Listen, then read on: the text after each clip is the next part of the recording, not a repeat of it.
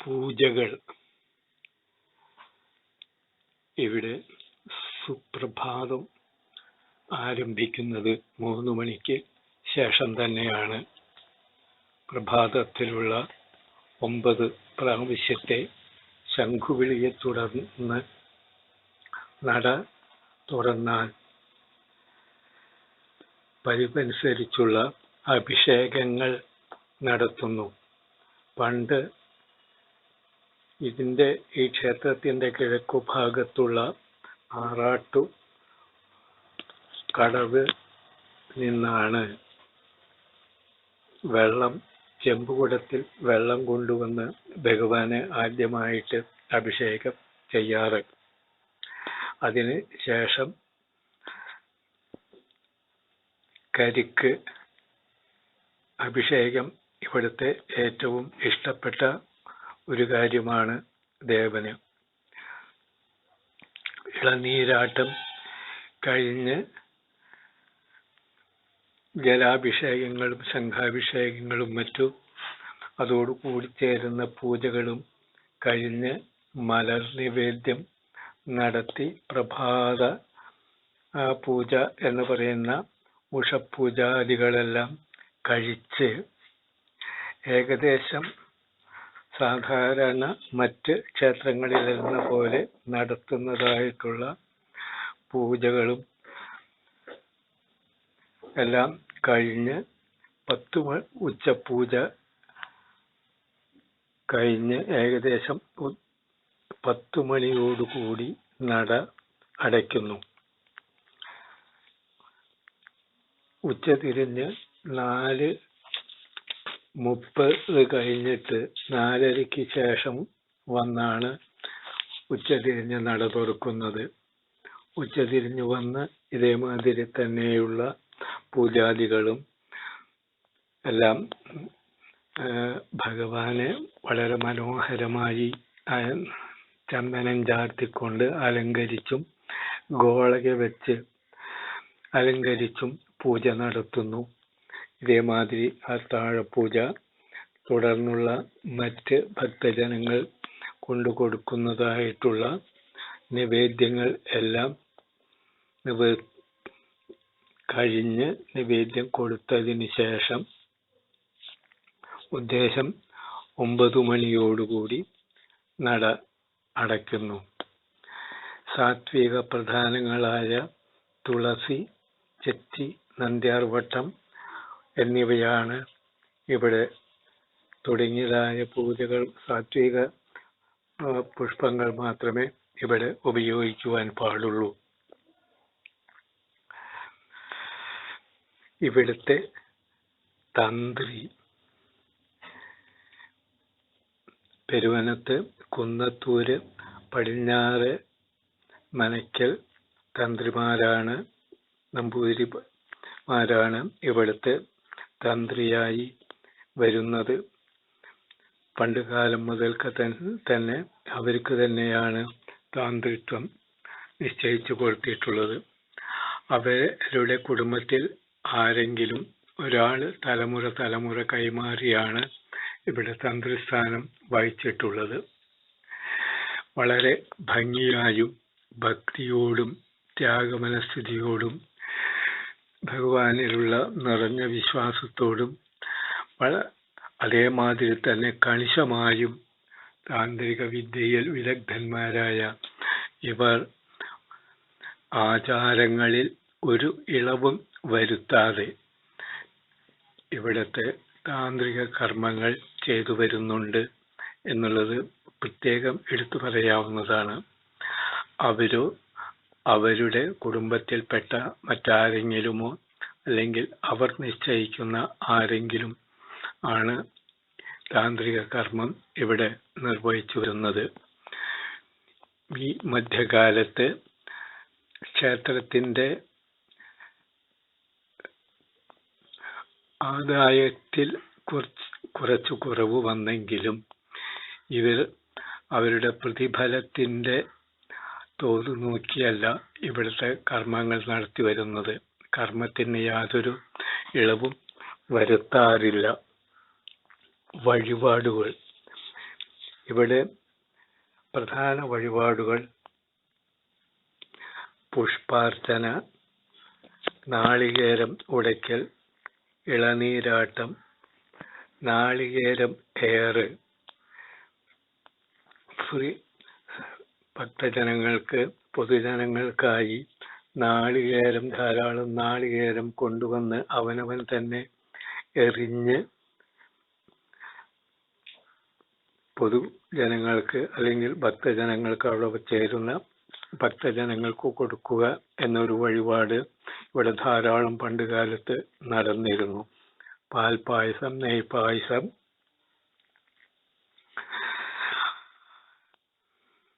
വെള്ള നിവേദ്യം, തിരൂട്ട് അട എന്ന് പറയുന്ന ചെറിയ തരത്തിലുള്ള അട, വലിയ അട, നിറമാല, ഉദയാസ്തമന പൂജ, ചുറ്റുവിളക്ക്, ചന്ദനം ചാർത്ത്, എള്ളുതിരി കത്തിക്കൽ, തുലാഭാരങ്ങൾ, ഉദയാസ്തമന പൂജ, വാരം ഇരിക്കൽ. പണ്ട് ഇവിടെ വാരം ഇരിക്കുന്ന സമ്പ്രദായം ഉണ്ടായിരുന്നു.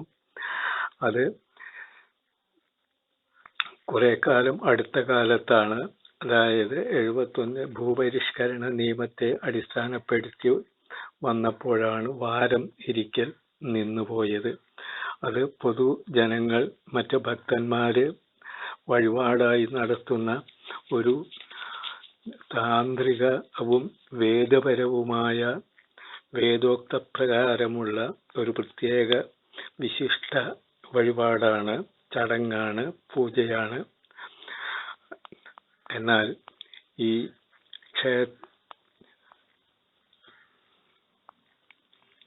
ഭൂപരിഷ്കരണ സംബന്ധിച്ച് പല വഴിപാടുകളും നിർത്തി വെച്ചതിൽ വാരം പെടുന്നു. മറ്റൊന്ന് ഈശ്വരസേവ, ചോറൂണ്, എഴുത്തിനിരുത്തൽ, ശബരിമല മാലയിടൽ, മാല വന്നതിന് ശേഷം മാല ഇടൽ എന്നീ തുടങ്ങിയതായിട്ടുള്ള പ്രത്യേകമുള്ള വഴിപാടുകളെല്ലാമാണ്. കൂടാതെ കാലികമായും പ്രത്യേകം ആയി ആളുകൾ നേരുന്ന കാലെടുത്ത് വയ്ക്കുക, കൈയെടുത്ത് വയ്ക്കുക, കണ്ണെടുത്ത് വയ്ക്കുക എന്നിങ്ങനെ തുടങ്ങിയ നിരവധി അവനവന്റെ ഇഷ്ടാനുസരണം ചെയ്ത് കൊടുക്കുന്ന വഴിപാടുകൾ സ്വീകരിക്കുന്ന ഒരു പ്രത്യേകതയാണ് ഇവിടെ ഉള്ളത്. ഈ അട വഴിപാട്, വലിയ അട വഴിപാട് എന്ന് പറയുന്നത് അത് ഒരു വലിയ ചെലവുള്ള ഒരു കാര്യമാണ്. അത് ധാരാളം അട, നൂറുകണക്കിന് അട ഇതിന്റെ വഴിപാട് നടത്തുന്ന ആൾക്കാർക്ക് കൊടുക്കുകയും, അതുപോലെ തന്നെ ക്ഷേത്രവുമായി ബന്ധപ്പെട്ട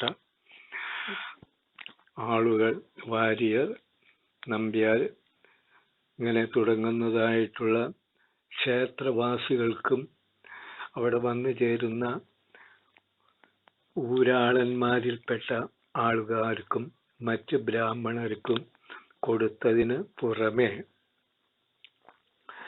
അവിടെ വന്നുപെടുന്നതായിട്ടുള്ള എല്ലാ ഭക്തജനങ്ങൾക്കും ഈ അടയുടെ ഒരു ഭാഗം അത് മുഴുവനായോ ഭാഗികമായോ കൊടുക്കുന്ന ഒരു സമ്പ്രദായം ഉണ്ട്.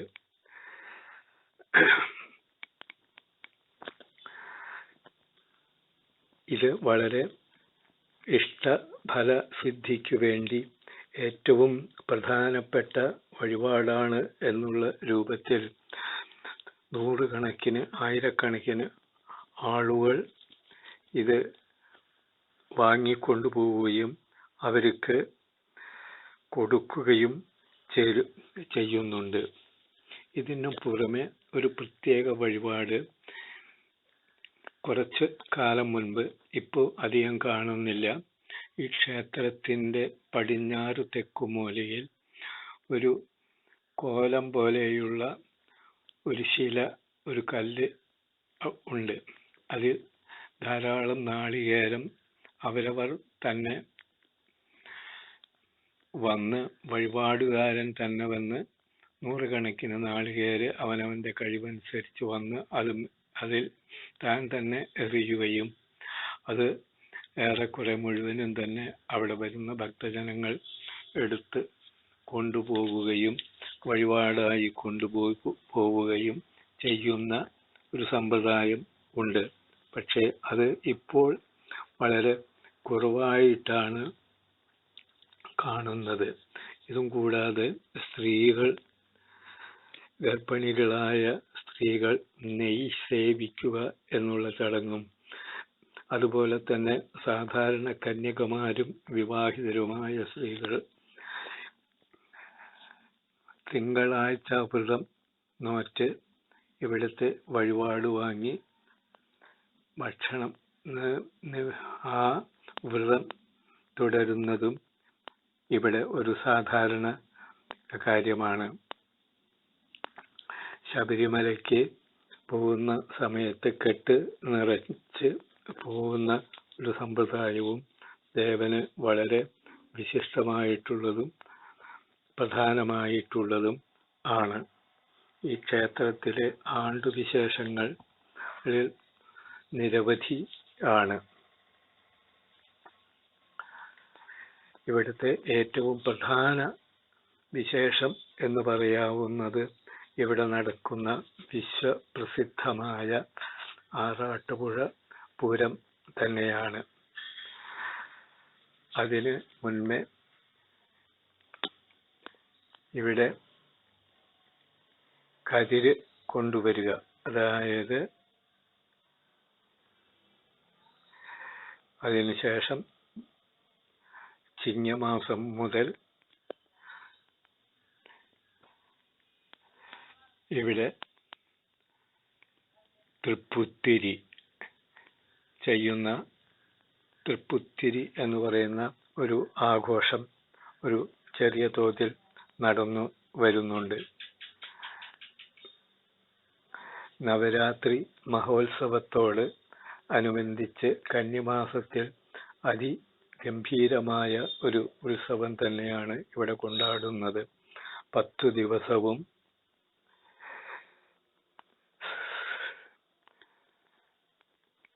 സാഹിത്യ, സംഗീത, നാടക തുടങ്ങിയ നൃത്യ ആദികളുടെ ഒരു പൂരം തന്നെയായിരിക്കും ഇവിടെ നടക്കുന്നത്.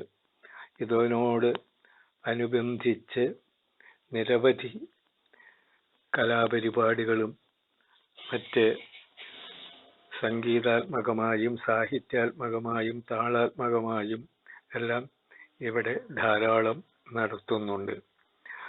സരസ്വതിക്ക് വയ്ക്കുക എന്ന് പറയുന്നത് മറ്റ് ക്ഷേത്രങ്ങളിലെന്ന പോലെ തന്നെ ഇവിടെ ചെയ്യുന്നുണ്ട്. ഇവിടുത്തെ നടപ്പുര മുഴുവൻ കുലവാഴകളെ കൊണ്ട് അലങ്കരിച്ച് ഇരിക്കും. കൂടാതെ വലിയ ഡെക്കറേഷനും എല്ലാം കൂടി ക്ഷേത്രം അതിമനോഹരമായ ഒരു സൗന്ദര്യ സ്വരൂപമാക്കിയും ഭക്തിയുടെ നിറകുടമാക്കിയും ആക്കി തീർക്കുന്നു. അത്രയ്ക്കും സരസ്വതിയും ശാസ്താവും കൂടിച്ചേർന്ന് വിളയാടുന്ന ഒരു പ്രതീതി ഉളവാക്കത്തക്ക വിധത്തിൽ തന്നെയാണ് ഇവിടുത്തെ നവരാത്രി ആഘോഷം കൊണ്ടാടുന്നത്. കൂടാതെ മറ്റൊരു വിശേഷത, ഓൾ കേരള ബേസിൽ നടത്തുന്ന നാടകോത്സവം തുടങ്ങിയവയും വിശേഷമായി ഇവിടെ നടത്തി വരുന്നുണ്ട്. നവരാത്രി ദശമി ദിവസം കുട്ടികളെ എഴുത്തിനിരുത്തുകയും എന്ന ചടങ്ങ് ധാരാളം ഇവിടെ നടക്കുന്നതിനാൽ ധാരാളം കുട്ടികൾ ഇതോടുകൂടി ചേർന്ന് ആ ചടങ്ങ് ഭക്തിപൂർവം നിർവഹിച്ച് വരുന്നുണ്ട്. വിജയദശമി ഏറ്റവും കേമമായി ഇവിടുത്തുകാരെയും മറ്റ് ചുറ്റുപ്രദേശങ്ങളിൽ ഉള്ളവരെയും എല്ലാം ആകർഷിക്കത്തക്ക വിധത്തിൽ ഗംഭീരമായിട്ടും മനോഹരമായിട്ടും തന്നെയാണ് ഇവിടെ നടത്തി വരുന്നത്. വൃശ്ചിക മാസത്തിൽ മണ്ഡലകാലമാണല്ലോ. ഈ വൃശ്ചിക മാസത്തിലെ മണ്ഡലകാലത്തിൽ 41 ദിവസവും ഇവിടെ വ്രതാനുഷ്ഠാനങ്ങളുടെ ഒരു പ്രത്യേകതകൾ നിറഞ്ഞ കാലമാണ്. വിശേഷാൽ പൂജകളും നവകം, പഞ്ചഗവ്യം തുടങ്ങിയതായിട്ടുള്ള ഈ പൂജ ആദികളിൽപ്പെട്ടതായ കാര്യങ്ങളും ഇവിടെ നടത്തി വരുന്നുണ്ട്. നിരവധി നൂറുകണക്കിന് ആയിരക്കണക്കിന് ജനങ്ങൾ ശബരിമലയ്ക്ക് കെട്ട് നിറയ്ക്കുന്നതിനും വേണ്ടി ഒരുവിധം എല്ലാ ദിവസവും തന്നെ എന്ന് തന്നെ പറയാം ഇവിടെ വന്നു പോകുന്നുണ്ട്. കൂടാതെ ഇവിടെ ശാസ്താംപാട്ട് വിളക്ക് നടത്തുന്നുണ്ട്. 5 അമ്പലങ്ങൾ പൂട്ടി ശബരിമല പ്രതീകമായി 5 അമ്പലങ്ങൾ കൂട്ടി ഇവിടെ അതിഗംഭീരമായ ശാസ്താംപാട്ടുകളും എഴുന്നള്ളിപ്പും അതിനെ തുടർന്നതായ വളരെ വലിയ വിശേഷങ്ങളും നടത്തുന്നുണ്ട്. വൃശ്ചിക മാസം കഴിഞ്ഞ് ധനുമാസത്തിൽ 10-ാം ഉദയ വേല ഇവിടെ കേമമായി നടത്തുന്ന ഒരു ചടങ്ങാണ്. വിശേഷ പൂജകളും മറ്റ് വഴിപാടുകളും ആ ദിവസങ്ങളിൽ നടത്തുന്നുണ്ട്. കളഭാട്ടം ഉണ്ട്. ഇതിനിടയ്ക്ക് ചില ദിവസങ്ങളിലെല്ലാം ഉദയാസ്തമന പൂജയും മറ്റും ഉണ്ടാവാറുണ്ട്. ഇതും കൂടാതെ ഇവിടുത്തെ പ്രത്യേകമായി പറഞ്ഞു വരുന്ന മറ്റൊരു സംഭവം 10-ാം ഉദയത്തിനാൾ ഇവിടുത്തെ അടുത്തുള്ള ഒരു ക്ഷേത്രമായ പല്ലിശ്ശേരി ഭദ്രകാളി ക്ഷേത്രവുമായി ബന്ധപ്പെട്ടിട്ടുള്ളതാണ്. അവിടെ 10-ാം ഉദയം 10 ദിവസവും നടക്കുന്നതിൽ ഒരു വിവിധ തട്ടകക്കാരുടെ വഴിപാടുകളും അതുപോലെ തന്നെ വിശേഷവുമായിട്ടാണ് അവർ നടത്തേണ്ട വേലകളാണ് അവിടെ ഉള്ളത്. അതിൽ 10-ാമത്തെ ദിവസം ആറാട്ടുപുഴക്കാരുടെ ഈ ദേശക്കാരുടെ വഴിപാടാണ്, അതായത് ഉത്സവമാണ് നടത്തുന്നത്. ഇവിടുത്തുകാരുടെ വകയായിരിക്കണം അന്നത്തെ ദിവസം വേല. ഇതും ആറാട്ടുപുഴ പല്ലിശ്ശേരി തട്ടകത്തിൽപ്പെട്ട ഒരു പ്രദേശമാണ്. അന്ന് വൈകിട്ട് കാലത്ത് മുതലുള്ള വൈകുന്നേരം വരെയുള്ള പൂജകളും എല്ലാം വിശേഷാൽ പൂജകളായി നടത്തിയതിന് ശേഷം വൈകിട്ട് ഉദ്ദേശം 9 മണിയോടുകൂടി അവിടത്തെ പല്ലിശ്ശേരിയിലെ ഭഗവതി ക്ഷേത്രത്തിനപ്പുറം ഭഗവതിയെ സേവിച്ച് കൊണ്ടുവന്ന, കാഞ്ചീപുരത്തിൽ നിന്ന് സേവിച്ച് കൊണ്ടുവന്ന കാരണവരുടെ ഒരു പ്രതിഷ്ഠയുണ്ട്. ആ കാരണവര് പല്ലിശ്ശേരിയിൽ നിന്ന് കുത്തുവിളക്കും വെളിച്ചപ്പാടും ആയി ആറാട്ടുപുഴയ്ക്ക് വരികയും ആറാട്ടുപുഴയിൽ വന്ന് ക്ഷേത്രത്തിൽ അവർ കൊണ്ടുവരുന്ന കുത്തുവിളക്കിൽ നിന്നൊരു തിരി ക്ഷേത്രത്തിന്റെ നടയിൽ കൊളുത്തി വയ്ക്കുകയും തുടർന്ന് ക്ഷേത്രം പ്രദക്ഷിണം കഴിച്ച് അവിടെ വന്നു ചേരുന്ന ഭക്തജനങ്ങൾക്ക് അരി എറിഞ്ഞ് അനുഗ്രഹിച്ച് പുറത്തേക്ക് കടന്ന് അവിടെയും കൂടി നിൽക്കുന്നതായിട്ടുള്ള ജനങ്ങളെ അരി എറിഞ്ഞ് അനുഗ്രഹം ചൊരിഞ്ഞ് വാദ്യഘോഷത്തോടുകൂടി പല്ലിശ്ശേരി അമ്പലത്തിലേക്ക് പോകുമ്പോൾ വഴിയിൽ ഒരു പ്രത്യേക പറമ്പിന്റെ പരിസരത്ത് വരുമ്പോൾ അട്ടഹസിച്ച് കൊണ്ട് അവിടെ അരി എറിഞ്ഞു പോകുന്ന ഒരു ചടങ്ങുണ്ട്. അത് ഈ കാരണവരുമായി ബന്ധപ്പെട്ട ഒരു പ്രത്യേക സ്ഥലമായിരുന്നു അത് എന്നാണ് പറഞ്ഞു വരുന്നത്. അതിനുശേഷം ചോരിഞ്ചേടത്ത് മനയ്ക്കിൽ പോയി അവിടെ 2 കിണ്ടികളിൽ ഒന്നിൽ പാലും ഒന്നിൽ കാൽ കഴുകുവാനുള്ള വെള്ളവും വെച്ചിരിക്കും. കാരണവരുടെ വെളിച്ചപ്പാട് ചെന്ന് അതിൽ ആദ്യമായി അത് വായ്ക്കട്ടി വെച്ചിട്ടുണ്ടായിരിക്കും എന്നുള്ളതാണ് ഇല കൊണ്ട്. കാരണവരുടെ വെളിച്ചപ്പാട് വന്ന് ആദ്യം കാൽ കഴുകാനുള്ള വെള്ളത്തിന്റെ കിണ്ടി എടുത്ത് കാൽ കഴുകുകയും ബാക്കി മറ്റ് കിണ്ടിയിലുള്ള പാൽ കുടിച്ച് മടങ്ങിപ്പോവുകയും ചെയ്യുന്ന ഒരു പതിവുണ്ട്. ഇത് സാധാരണ പറഞ്ഞു വരുന്നത് ഇന്നേ വരെ ആ കിണ്ടികൾക്ക് മാറ്റങ്ങൾ സംഭവിച്ചിട്ടില്ല. കാണാൻ പാടില്ലാത്ത വിധത്തിലുള്ള ഒരു വായ്ക്കട്ടി വെച്ചിട്ടാണ് അത് വെച്ചിരിക്കുക. എന്നാൽ വെളിച്ചപ്പാട് ഇല്ലെങ്കിൽ ഈ ചടങ്ങ് അവിടെ നടത്തുന്നില്ല. അതിനുശേഷം കാരണവര് പോയി പല്ലിശ്ശേരി പോയി ക്ഷേത്രത്തിൽ പോകുന്നു. അതോടൊപ്പം അവിടെ മറ്റൊരു വിശേഷ ചടങ്ങ് നടക്കുന്നത് പല്ലിശ്ശേരി ഭഗവതിയുടെ തിടമ്പ് ഇരിക്കുന്നത് ഊരകം ക്ഷേത്രത്തിലാണ്. ഊരകം അമ്മ തിരുവടിയുടെ അനുജത്തി എന്നുള്ള രൂപത്തിലാണ് പല്ലിശ്ശേരി ഭഗവതിയെ കണക്കാക്കി പോരുന്നത്. കാരണം ഊരകത്ത്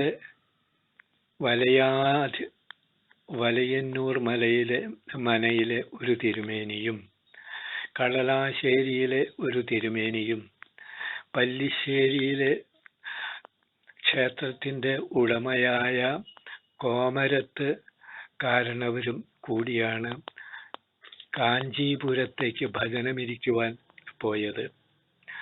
ദേശത്തിന്റെ ഐശ്വര്യത്തിനെ കണക്കാക്കിക്കൊണ്ട് ഇവര് പോയി ഭജനമിരുന്ന് മടങ്ങി ഭജനം അവസാനിപ്പിച്ചു പോന്നപ്പോൾ കാഞ്ചി കാമേശ്വരി വലയന്നൂർ ഭഗവതിയുടെ കുളയിന്മേലും പല്ലിശ്ശേരി ഭഗവതിയുടെ വാളിന്മേലും കടലാശ്ശേരി തിരുമേനിയുടെ ആറാട്ടുപുഴയിലുള്ള സാന്നിധ്യത്തിലും ആറാട്ടുപുഴയിൽ മദ്ദാരക്കടവിൽ സ്വാതി നക്ഷത്രം ഉച്ച സമയത്ത് താൻ അവിടെ വന്നുകൊള്ളാമെന്നുള്ള നിശ്ചയപ്രകാരം കൽപ്പന പ്രകാരമാണത്രേ അവിടെ നിന്ന് പോന്നത്. അന്നും പ്രത്യക്ഷപ്പെടാറുണ്ട്, അല്ലെങ്കിൽ അധിഷ്ഠാനമായി പ്രതിഷ്ഠകളും സാന്നിധ്യങ്ങളും അറിയിക്കാറുണ്ട് എന്നുള്ളതിനെ തുടർന്ന് സഹോദരി സ്ഥാനത്താണ് ഈ 3 ദേവിമാരും നിൽക്കുന്നത്. അതിൽ ഒന്നായ പല്ലിശ്ശേരി ഭഗവതിയുടെ തിടമ്പ് അതുകൊണ്ടാണ് ഊരകത്ത് വയ്ക്കുന്നത്. ഊരകത്ത് ഒരാനപ്പുറത്ത് പല്ലിശ്ശേരി ഭഗവതിയുടെ തിടമ്പ് ഇങ്ങോട്ട് എഴുന്നള്ളിച്ചു കൊണ്ടുവരികയും ഇവിടെ ഭഗവതിയുടെ തിരുമുറ്റത്ത് പൂരം കഴിച്ച് തുള്ളി കൽപ്പനകളും എല്ലാം കഴിഞ്ഞ് ക്ഷേത്രത്തിൽ നിന്ന് ഈ തിടമ്പ് വീണ്ടും അവിടെ തന്നെ കൊണ്ടുവയ്ക്കുവാൻ വേണ്ടി മടക്കി എഴുന്നള്ളിച്ചു പോകുന്ന ഒരു ചടങ്ങ് കൂടി ഇവിടെ നടക്കുന്നുണ്ട് എന്നുള്ളത് ഈ ആറാട്ടുപുഴയിൽ നടക്കുന്ന ഒരു പ്രത്യേക വിശേഷമായിട്ട് വേണം കണക്കാക്കുവാൻ.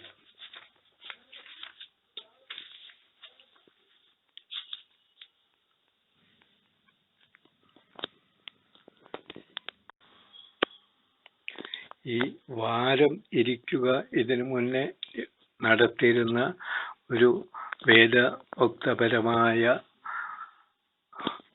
ഒരു യാഗപ്രീതി ഉളവാക്കുന്ന ഒരു ചടങ്ങാണെന്ന് പറയുകയുണ്ടായല്ലോ. അത് ഇവിടുത്തെ ഊരാളന്മാരുടെ നിർദ്ദേശപ്രകാരം ഈ ക്ഷേത്രത്തിന്റെ ഭൂമി കൈവശമുണ്ടായിരുന്ന മറ്റ് ഇവിടത്തുകാരായ ഓരോ കുടുംബക്കാരാണ് വിശേഷാൽ നടത്തിപ്പോന്നിരുന്നത്.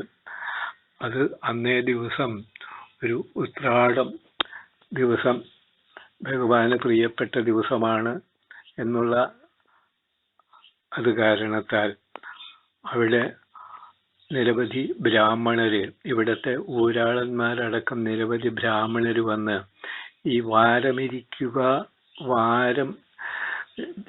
ഇരിക്കുക എന്ന് പറയുന്ന ഒരു പ്രത്യേക ചടങ്ങ്, അത് വേദസംബന്ധമായ ഒരു കാര്യമാണത്.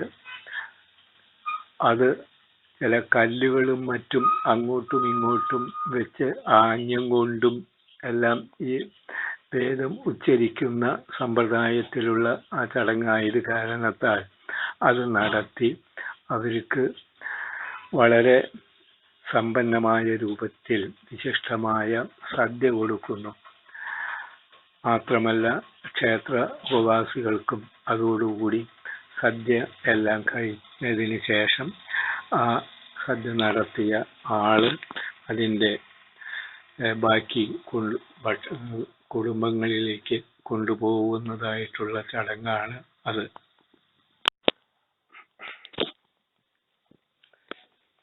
ഇവിടുത്തെ താന്ത്രികത്വം നിശ്ചയിച്ചിട്ടുള്ളത് പെരുവനത്ത് കുന്നത്തൂര് പടിഞ്ഞാറേത്ത് മനയ്ക്കലാണെന്ന് ഇതിനു മുന്നേ വിവരിച്ചിട്ടുണ്ടല്ലോ. ഈ ഒരു ക്ഷേത്രത്തിന്റെ തന്ത്രിക്ക് ആ ദേവന്റെ പിതൃതുല്യമായ സ്ഥാനമാണ് സാധാരണയായി കൽപ്പിച്ചു പോരുന്നത് എന്നാണ് പറഞ്ഞു വരുന്നത്. അവിടുത്തെ എല്ലാ ചടങ്ങുകളും നിശ്ചയിക്കുന്നതും നിശ്ചയിക്കാതിരിക്കുന്നതും വേണമെന്നും വേണ്ട എന്നും എല്ലാം തീരുമാനമെടുക്കുന്നതിനുള്ള പരമാധികാരം ആ തന്ത്രിക്കാണത്രേ. ഇതനുസരിച്ച് ഇവിടത്തെയും തന്ത്രി വളരെ നിഷ്കർഷയോടും ഭക്തിയോടും കൂടിയിട്ടാണ് ഇവിടുത്തെ ഓരോ കാര്യങ്ങളും തീരുമാനിക്കുന്നത്. ഇവിടുത്തെ പൂജാവിധികളുടെ യഥാർത്ഥ ശരിയായ രൂപം നിശ്ചയിക്കുന്നതോടൊപ്പം തന്നെ ജ്യോത്സ്യത്തിൽ കണ്ട, രാശികളിൽ കണ്ട അപൂർവം കാര്യങ്ങളും ഈ തന്ത്രി സ്വീകരിച്ചു പോരുന്നുണ്ട് എന്നുള്ളത് പ്രത്യേകതയാണ്. ഈ ക്ഷേത്രത്തിലുള്ള ശാസ്താവിന് വളരെ പാവനമല്ലാത്തതായ പല മന്ത്രങ്ങളോ തന്ത്രങ്ങളോ പൂജാവിധികളോ വഴിപാടുകളോ നടത്തുവാൻ പാടുള്ളതല്ലെന്ന് വിധിച്ചിട്ടുണ്ട്. അതായത് സുദർശന ഹോമം, അതുപോലെ തന്നെ ദമ്പതി പൂജ, ഇങ്ങനെ വിവിധങ്ങളായിട്ടുള്ള പലതരം പൂജകൾ, അതായത് ഒരു സാത്വിക പ്രധാനമായ ദേവന് ക്ഷേത്രത്തിൽ അധികം നടത്താത്ത ഒരു സംഗതികള്, പൂജാവിധികള് ഇവിടെ യാതൊരു വിധത്തിലും അനുവദനീയമല്ല. മറ്റ് ഭദ്രകാളി ക്ഷേത്രങ്ങളിലും തുടങ്ങിയ മറ്റ് ക്ഷേത്രങ്ങളിൽ നടത്തുന്ന സമ്പ്രദായത്തിലുള്ള പൂജകൾ ഇവിടെ ഒരിക്കലും അനുവദിക്കുന്നതല്ല.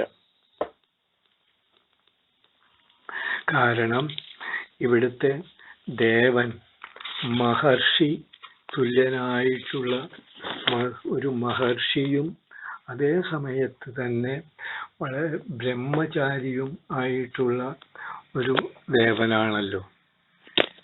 അത് കാരണത്താൽ ഇത്തരം കാര്യങ്ങൾ ഇവിടെ അനുവദിക്കില്ല എന്ന് മാത്രമല്ല, രാശിയിൽ കണ്ട വിധത്തിൽ ഇവിടെ ഒരു കല്യാണം നടത്തിക്കൊടുക്കുവാനുള്ള അധികാരം പോലും അല്ലെങ്കിൽ നടത്തുന്നതിനുള്ള ചടങ്ങ് പോലും നടത്തുവാൻ പാടില്ലെന്നാണ് ജ്യോത്സ്യത്തിൽ കണ്ടിട്ടുള്ളതും അത് പരമാവധി പാലിച്ചു പോരുന്നതും ഇവിടുത്തെ തന്ത്രി അതിന് അനുകൂലമായി നിൽക്കുന്നുണ്ട് എന്നുള്ളതും എടുത്ത് പറയത്തക്ക വിധത്തിലുള്ള ഒരു കാര്യമാണ്.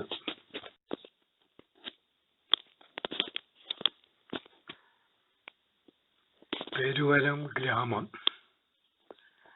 കേരളത്തിന്റെ ഉൽപ്പത്തിയെപ്പറ്റി പറയുമ്പോൾ ശ്രീ പരശുരാമൻ സമുദ്രത്തിൽ നിന്ന് വീണ്ടെടുത്ത ഒരു പ്രദേശമാണ് എന്നുള്ള കഥയാണല്ലോ പുരാണ പ്രസിദ്ധമായിട്ടുള്ളത്. തൻ്റെ അമ്മയെ കൊന്ന പാപം തീർക്കുവാൻ വേണ്ടിയും ക്ഷത്രിയന്മാരെ കൊന്നൊടുക്കിയതിൻ്റെ മഹാപാപം തീർത്തു കളയുവാൻ വേണ്ടിയും കേരളം വീണ്ടെടുത്ത് പരശുരാമൻ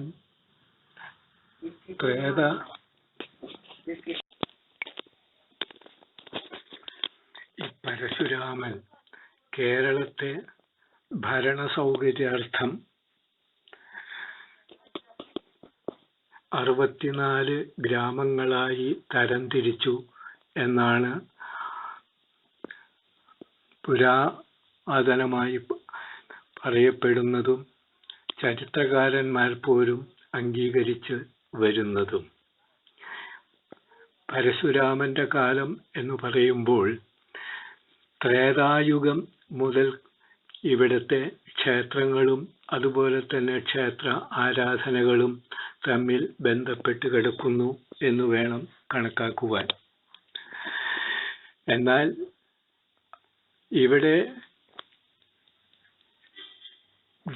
കേരളം വീണ്ടെടുത്തതിന് ശേഷം ബ്രാഹ്മണരെയാണ് ഇതിൻ്റെ ഭരണ കാര്യങ്ങൾക്കു വേണ്ടി അതുപോലെ തന്നെ സാമുദായിക വ്യവസ്ഥകൾ നിർമ്മിച്ച് പരിപാലിച്ചു പോരുന്നതിനു വേണ്ടി ഏൽപ്പിച്ചിട്ടുള്ളത് എന്നാണ് അറിയപ്പെടുന്നത്. ഇതിൽ നിന്ന് ഒരു കാര്യം വ്യക്തമാക്കുന്നതുമായി സംശയിക്കാവുന്നത്, ഒരു തരത്തിൽ പറഞ്ഞാൽ പരശുരാമന്റെ വരവ് ആര്യ ദ്രാവിഡ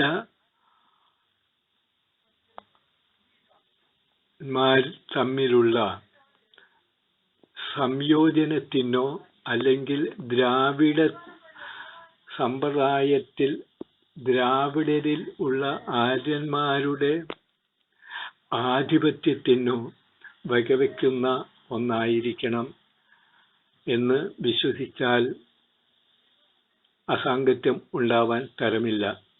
അങ്ങനെ ആ ആര്യ ദ്രാവിഡരുടെ പോര് വൈവിധ്യമാർന്ന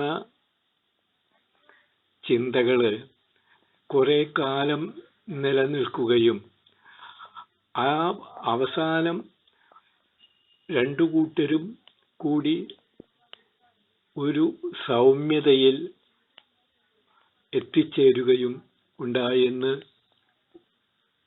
കണക്കാക്കാവുന്നത്. ആര്യന്മാരുടെ ദൈവങ്ങളെ ദ്രാവിഡരുടെ കൊണ്ട് അംഗീകരിപ്പിക്കുവാനും അതോടൊപ്പം തന്നെ ദ്രാവിഡരുടെ സങ്കല്പങ്ങളെയും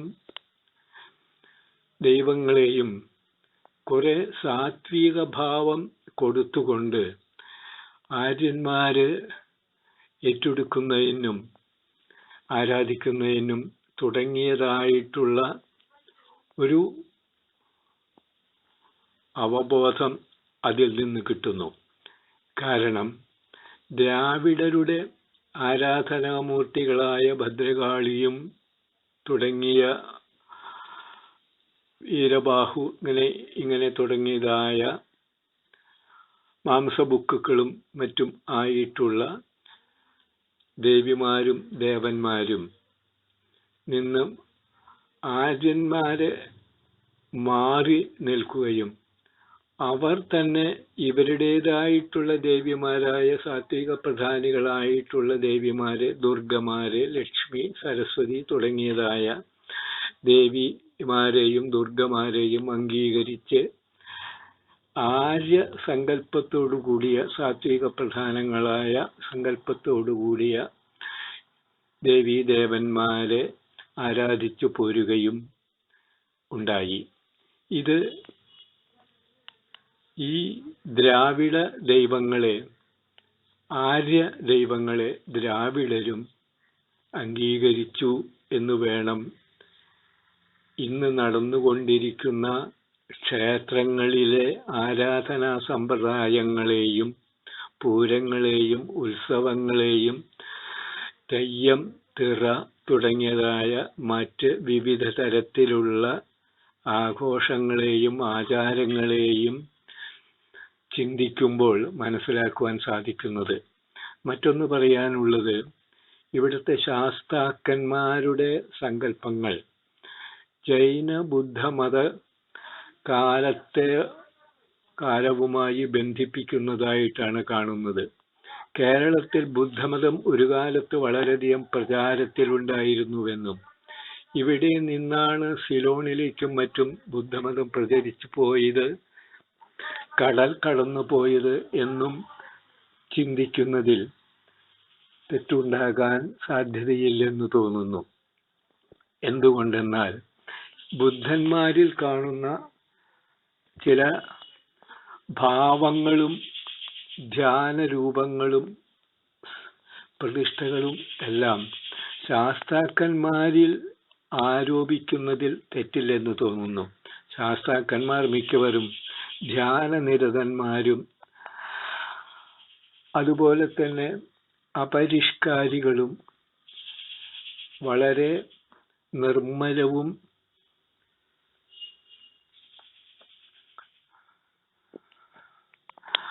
നിർമ്മലമായിട്ടുള്ളതും ത്യാഗപൂർണവുമായ ജീവിത സമ്പ്രദായം ആചരിച്ചു വരുന്നവരും ആണെന്നതിനാൽ ഈ ബുദ്ധ വിശ്വാസത്തിന്റെ ബാക്കി പത്രമായി അതിനെ ആര്യവൽക്കരിച്ചുകൊണ്ട് അല്ലെങ്കിൽ ബ്രാഹ്മണവൽക്കരിച്ചുകൊണ്ട് ഇത് ശാസ്താവിന്റെ സങ്കല്പത്തിൽ ഉരുത്തിരിഞ്ഞതാവാം എന്ന് വിശ്വസിച്ചു വരുന്നു.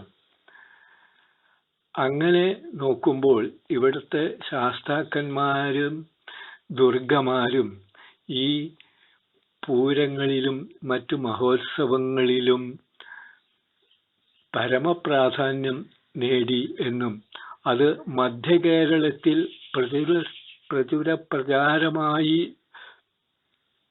ആരാധനാ സമ്പ്രദായം നിലനിന്നു വന്നിരുന്നു എന്നും കണക്കാക്കുന്നതിൽ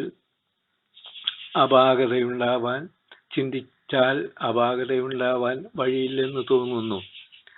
എങ്ങനെയായാലും ഈ പൂരവുമായി ബന്ധപ്പെട്ടുകൊണ്ടുള്ള കാലത്തെ പരിഗണിച്ചു നോക്കുമ്പോൾ ഇത് ചുരുങ്ങിയത് ഒരു 3000 കൊല്ലത്തിന് അപ്പുറം എന്ന് കണക്കാക്കി വരുന്നുണ്ട്.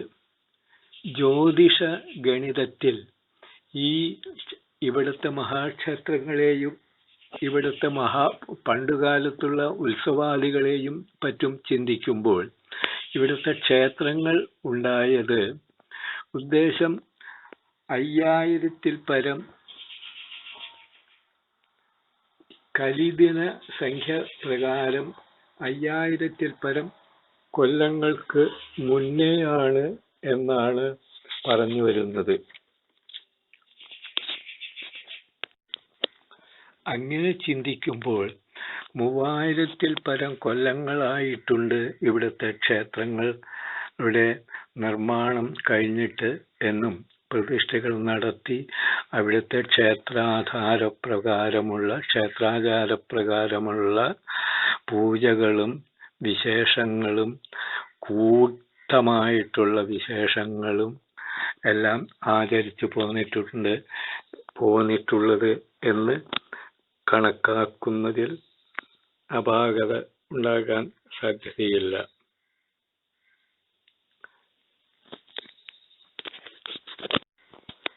ആറാട്ടുപുഴയുടെ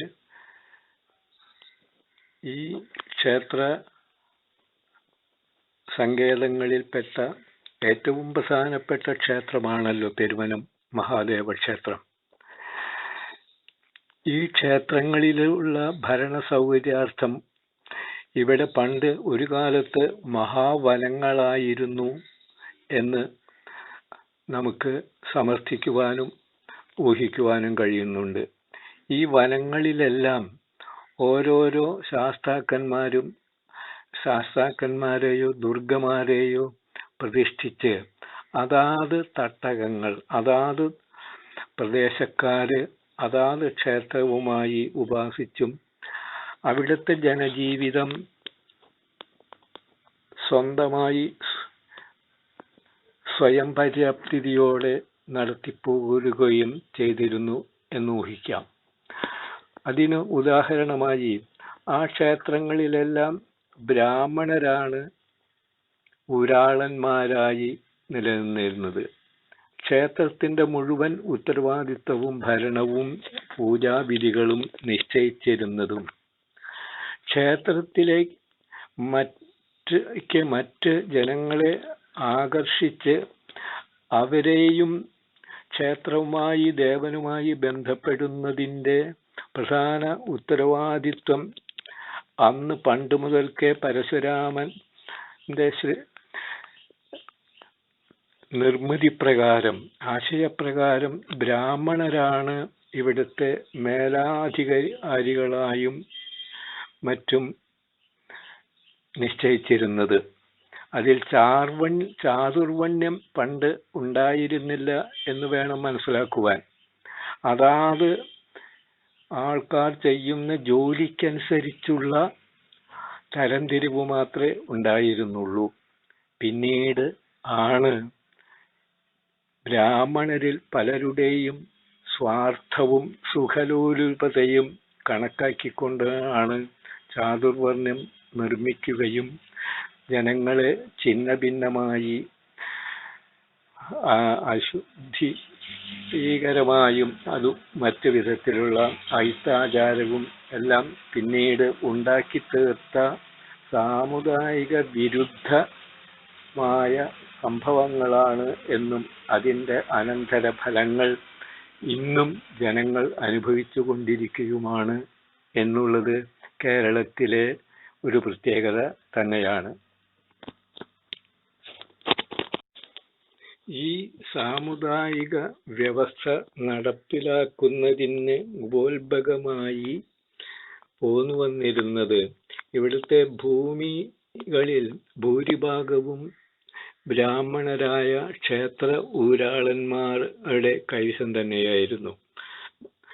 മാത്രമല്ല, ഈ ക്ഷേത്രത്തിലേക്ക് വരായകളും മറ്റാദായങ്ങളും ഉണ്ടാക്കുന്നതിനു വേണ്ടി ഈ തിരുമേനിമാരെ അല്ലെങ്കിൽ ഊരാളന്മാരെ ആശ്രയിച്ചു നിന്നിരുന്ന മറ്റ് ജാതിക്കാരിൽ ഉയർന്നവരായ ചില വിഭാഗക്കാരിൽ ഭൂമി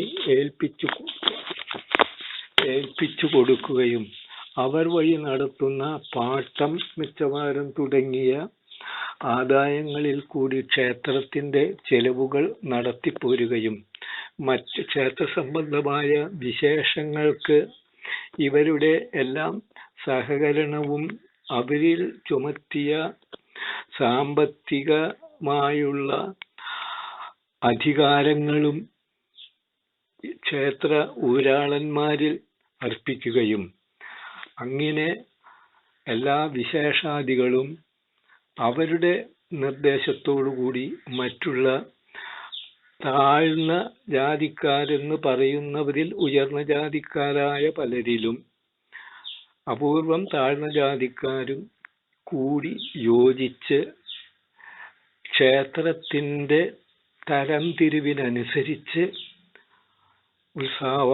ഉത്സാഹങ്ങളും ഉത്സവങ്ങളും മറ്റ് ക്ഷേത്ര ചടങ്ങുകളും നടത്തിപ്പോന്നിരുന്നു.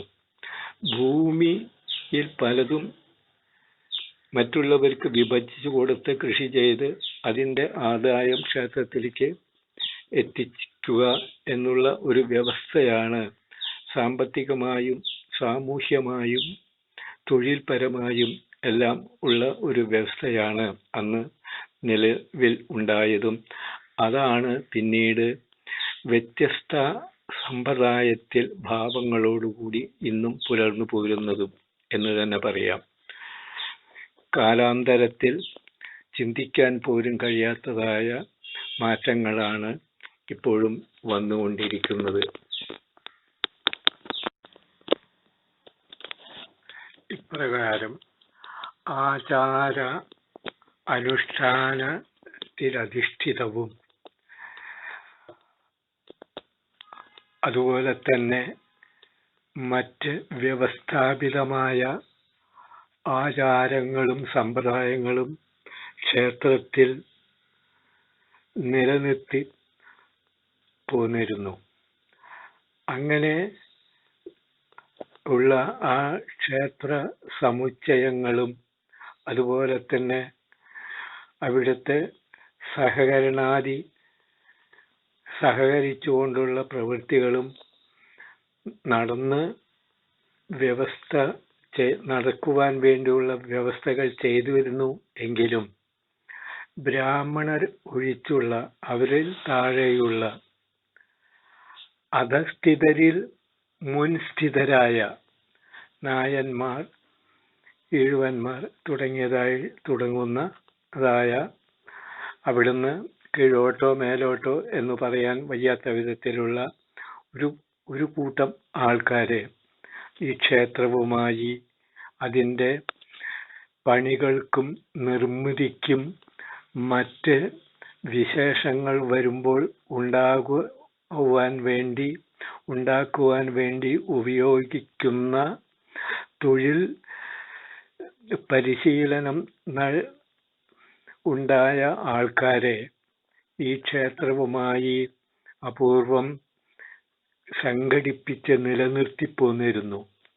എന്നിരുന്നാലും അവരിൽ ആ പടിപടിയായുള്ള ആചാരക്രമമനുസരിച്ചുള്ള അയിത്തങ്ങളും അശുദ്ധികളും കൽപ്പിച്ചും നിശ്ചയിച്ചും പോന്നിരുന്നു. ഒരുവിധം പറഞ്ഞാൽ ചിലരുടെ ഇഷ്ടാനുസരണം മാത്രം ആചാരവും ആചാരമില്ലായ്മയ്ക്കുള്ള ശുദ്ധിയും അയിത്തവും കൽപ്പിച്ചു പോന്നിരുന്നു എന്ന് വേണം പറയാൻ. വിശദീകരിക്കുകയാണെങ്കിൽ വളരെ വലുതായി പോകുന്നതിനാൽ അവിടേക്ക് കടക്കുന്നില്ല. എന്നിരുന്നാലും ഈ ശ്രീകോവിലിലേക്ക് പൂണൂൽധാരികളും വേദാധ്യായനം ചെയ്തവരും ശാന്തികർമ്മം പഠിച്ചവരും എന്ന് പറയുന്ന പൂണൂൽധാരികൾക്ക് മാത്രമേ, അത് കേരളത്തിലുള്ളതായാലും മറ്റ് ചിന്നയിൽ ഉള്ളവരായാലും കർണാടകക്കാരായാലും അങ്ങനെ ഉള്ള ഒരു വിഭാഗങ്ങൾക്ക് മാത്രമേ ഈ ശ്രീലകത്തിലേക്ക് പ്രവേശനം അനുവദിച്ചു ഇരുന്നുള്ളൂ. മറ്റുള്ളവരും എല്ലാവരും ക്ഷേത്രവാസികൾ പോലും പുറത്ത് എന്നുള്ള സ്ഥിതിയാണ് കൽപ്പിച്ചു പോന്നിട്ടുള്ളത്. പെരുവനം ഉത്സവം ഇങ്ങനെ നിലനിന്നു പോന്നിരുന്ന ആ സമ്പ്രദായത്തിൽ പെരുവനം ഒരു മഹോത്സവം ഉടലെടുക്കുകയുണ്ടായി. പണ്ട് പൂരു മഹർഷി യയാതി എന്ന തൻ്റെ അച്ഛന് യൗവനം കൊടുത്ത് അച്ഛനിൽ നിന്നും വാർദ്ധക്യം സ്വീകരിച്ച് പൂരു എന്ന മഹർഷി ഇവിടെ പെരുവനത്ത് വന്ന് ശിവനെ തപസ് ചെയ്യുകയുണ്ടായി. ശിവലിംഗം താഴ്ത്തു വയ്ക്കാൻ വയ്യാത്ത സ്ഥിതിയിൽ വന്നപ്പോൾ അത് ഒരു കൂവള വൃക്ഷത്തിൻ്റെ മുകളിൽ വയ്ക്കുകയുണ്ടായി. അത് പിന്നീട് അവിടുന്ന് ഇളക്കുവാൻ സാധിക്കാത്തതിൻ്റെ പേരിൽ അദ്ദേഹം അവിടെ ഇരുന്ന് ശിവനെ തപസ് ചെയ്തു. കാലാന്തരത്തിൽ അവിടം വരെ മാടം കെട്ടി അവിടെ ഒരു ശിവപ്രതിഷ്ഠ ഇടുക്കി, അതാണ് പെരുമനത്തിലെ മാടത്തിലപ്പൻ എന്ന് പറയുന്ന ദേവൻ. അതിന് തൊട്ടു വടക്കു ഭാഗത്ത് രണ്ട് ശിലയോടു കൂടിയ രണ്ട് ശില ഒന്നിച്ച് ചേർന്നതായ ഒരു ലിംഗം ശിവലിംഗമായി സങ്കല്പിച്ച് ആരാധിച്ച് പോരുന്നു. അതാണ് ഇരട്ടയപ്പൻ. ഇരട്ടയപ്പനെ ആധാരമാക്കിയാണ് ഈ ഉത്സവം നടന്നു പോന്നിരുന്നത്. വളരെ കേമമായി ഉത്സവം ആരംഭിച്ച് കാലാന്തരത്തിൽ അത് 108 ദേവീദേവന്മാരെ അണിനിരത്തുന്നതായ ഒരു വലിയ ഉത്സവമായി രൂപാന്തരപ്പെട്ടു. ഏറെക്കുറെ കേരളത്തിൻ്റെ മുഴുവൻ പ്രാതിനിധ്യവും, പ്രത്യേകിച്ച് തൃശ്ശൂർ വിഭാഗത്തിൻ്റെ മുഴുവൻ തന്നെ പ്രാതിനിധ്യവും അർഹിക്കുന്ന ഒരു മഹോത്സവം ആയിരുന്നു. വിവിധ ഭാഗങ്ങളിൽ നിന്നെല്ലാം 107 ദേവീദേവന്മാരെ എഴുന്നള്ളിച്ച് ഇരട്ടപ്പനടക്കം 108 ദേവീദേവന്മാരെ നടത്തിയിരുന്ന വിശാലമായ ആ പറമ്പിൽ, ആ ക്ഷേത്രപ്പറമ്പിൽ അണിനിരത്തി ഉത്സവം നടത്തിയിരുന്നു. കാലാന്തരത്തിൽ ഈ ഉത്സവത്തിന് വിഘ്നം സംഭവിച്ചു. ഇരട്ടപ്പനെ പുറത്തേക്ക് എഴുന്നള്ളിക്കണമെങ്കിൽ സങ്കടക്കാർ ആരെങ്കിലും ഉണ്ടോ എന്ന് വിളിച്ചു ചോദിക്കുന്ന ഒരു സമ്പ്രദായമുണ്ടായിരുന്നു. അങ്ങനെ വന്നാൽ സങ്കടക്കാരുണ്ടെങ്കിൽ അത് തീർത്തേ ഇവിടെ കൊടി കയറൂ എന്നാണ് നിർബന്ധം. അതിനു വേണ്ടിയിട്ട് കൊടി കയറു മാത്രമല്ല, പൂരം ആരംഭിക്കുകയുള്ളൂ. ഇതിനു വേണ്ടിയിട്ട് ഇതിൻ്റെ ഒരു ചടങ്ങ്, കൊടികയറ്റമോ മറ്റോ വ്യക്തമല്ല, ഒരു ചടങ്ങ് 1 മാസം മുന്നേ മീനമാസിലെ ഉത്രം കുംഭമാസിലെ ഉത്രം നാളിൽ തിരുവള്ളക്കാവ് ഈ ക്ഷേത്രത്തിൻ്റെ അധീനത്തിൽ എന്ന് തന്നെ പറയാവുന്ന സഹവർത്തിയായ ഒരു ക്ഷേത്രമായത് കാരണത്താൽ അവിടെ കൊടിയേറ്റം എന്നോ കൊടിമരം കുഴിച്ചിടൽ എന്നോ മറ്റെന്തോ ഇതുമായി ബന്ധപ്പെട്ട്, ഈ പൂരവുമായി ബന്ധപ്പെട്ട എന്തൊക്കെയോ ചടങ്ങുകൾ അവിടെ നിറവേറ്റാറുണ്ടായിരുന്നു. ഇതിനെ അടിസ്ഥാനപ്പെടുത്തി ആണ് സങ്കടക്കാര് ഉണ്ടെങ്കിൽ അവരുടെ സങ്കടം തീർക്കുവാൻ വേണ്ടി ഇത്രയും സമയം അനുവദിച്ചു കൊടുത്തിരുന്നിട്ടും അവിടെ സങ്കടക്കാരുണ്ടോ എന്ന് വിളിച്ചു ചോദിച്ചപ്പോൾ ഒരു ബ്രാഹ്മണൻ ഓടി വന്ന് ക്ഷേത്രത്തിൽ തൂവിക്കൊണ്ടിരിക്കുന്നതായ തിരുമേനിയുടെ അടുക്കൽ വന്ന് തനിക്ക് സങ്കടമുണർത്തിക്കാനുണ്ടെന്നും തൻ്റെ മകൾ പുഷ്പിണിയായി എന്നും പറഞ്ഞു. അന്നത്തെ കാലത്ത് ബ്രാഹ്മണ സ്ത്രീകൾ പുഷ്പിണിയാകുന്നതിന് മുന്നേ തന്നെ വിവാഹം കഴിച്ചിരിക്കണം, ഇല്ലെങ്കിൽ അത് അസാൻമാർഗികമായിട്ടാണ് കണക്കാക്കുക. അത് കാരണത്താൽ അദ്ദേഹത്തിൻ്റെ സങ്കടം ആ സമയത്ത് തീർക്കാൻ പറ്റില്ലല്ലോ എന്നുള്ള അവസ്ഥയിൽ തൂകിക്കൊണ്ടിരിക്കുന്ന തന്ത്രി ആ തൂവലും അവിടെ വെച്ച് നിർത്തി പാത്രം കമഴ്ത്തി വെച്ച് ആ ചടങ്ങുകൾ അവസാനിക്കുകയും അങ്ങനെ ഉത്സവം മുടങ്ങുകയും ഉണ്ടായെന്ന കഥയാണ് പറഞ്ഞു വരുന്നത്. അതിനുശേഷം എത്രയോ കൊല്ലം പൂരം മുടങ്ങിപ്പോയി. എത്രയാണെന്ന് ഒരു പിടിയും ആർക്കും പറയാൻ സാധിക്കത്തില്ല. 10, 50, 100, 200, 500 വരെ കൊല്ലം കണക്കാക്കുന്ന ബിരുദന്മാര് അവനവന്റെ വാക്ചാതുര്യമനുസരിച്ച് തട്ടിവിടുന്നുണ്ട്. എന്തായാലും പൂരം ഉത്സവം മുടങ്ങി എന്നുള്ളത് യാഥാർത്ഥ്യമാണ്. അതിനുശേഷം നിരവധി കൊല്ലങ്ങൾക്ക് ശേഷം രാജ്യത്ത്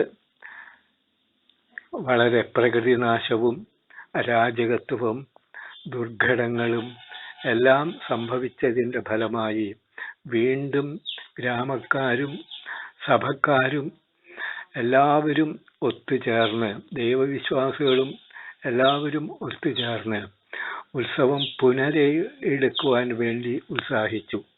എന്നാൽ പെരുമനത്തുകാരും അവരുടെ പ്രതിനിധികളും പെരുമനത്ത് ഉത്സവം ഇനി ആവർത്തിക്കേണ്ടതില്ല എന്നും അതിൽ മറ്റ് വല്ല ഉത്സവമാക്കി മാറ്റിയാൽ മതി എന്നും പെരുമനം അതിൽ പങ്കെടുക്കുകയില്ല എന്നും ശഠിക്കുകയുണ്ടായത്രേ.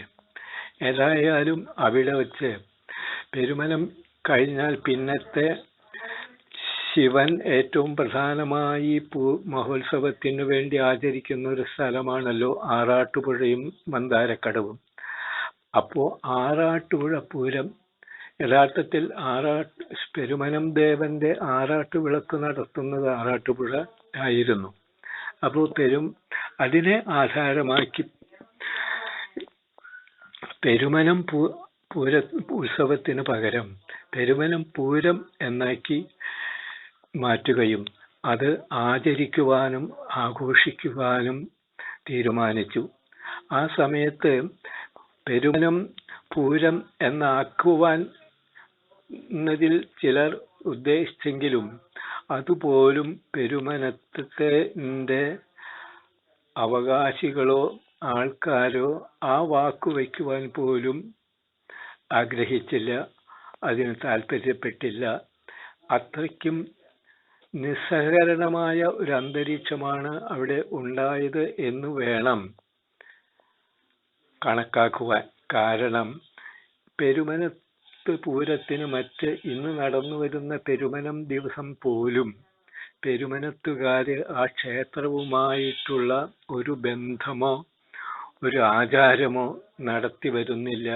അത് ഈ പൂരത്തിനോടുള്ള സഹകരണമായിട്ടോ നിസ്സഹകരണമായിട്ടോ നമുക്ക് എന്തു വേണമെങ്കിൽ ചിന്തിക്കാം. സെൻട്രൽ കമ്മിറ്റിയാണ് ഇന്ന് അവിടെ പെരുമനം വിളക്ക് പോലും വയ്ക്കുവാൻ വേണ്ടി ഉള്ള ചിലവുകൾ നടത്തിക്കൊണ്ടിരിക്കുന്നത്. പെരുമനത്ത് ക്ഷേത്രത്തിന്റെ കിഴക്കേ നടയിലും പടിഞ്ഞാറ് നടക്കിലും വെച്ച് പൂരം നടത്തുന്നു എന്നുള്ളതല്ലാതെ മറ്റൊരു ആനുകൂല്യവും ഇപ്പോൾ കാണുന്നില്ല. അതിന്റെ വ്യവസ്ഥിതിയോ അതിന്റെ സാഹചര്യമോ ഇന്നേവരെ ആരും പറഞ്ഞു കേട്ടിട്ടും ഇല്ല. ഈ പെരുമനത്തിൽ നിന്ന് പെരുമനം ഉത്സവം അവസാനിച്ചതിൽ നിന്നും ഉടലെടുത്തതാണ് ആറാട്ടുപുഴ പൂരം. ആറാട്ടുപുഴ പൂരത്തിൽ പണ്ടുകാലത്ത് ഏറെക്കുറെ അന്ന് പങ്കെടുത്തിരുന്ന 108 ദേവീദേവന്മാരും പങ്കെടുത്തിരുന്നു എന്നാണ് ഒരു വിഭാഗക്കാർ വിശ്വസിച്ചും പറഞ്ഞും പോരുന്നത്.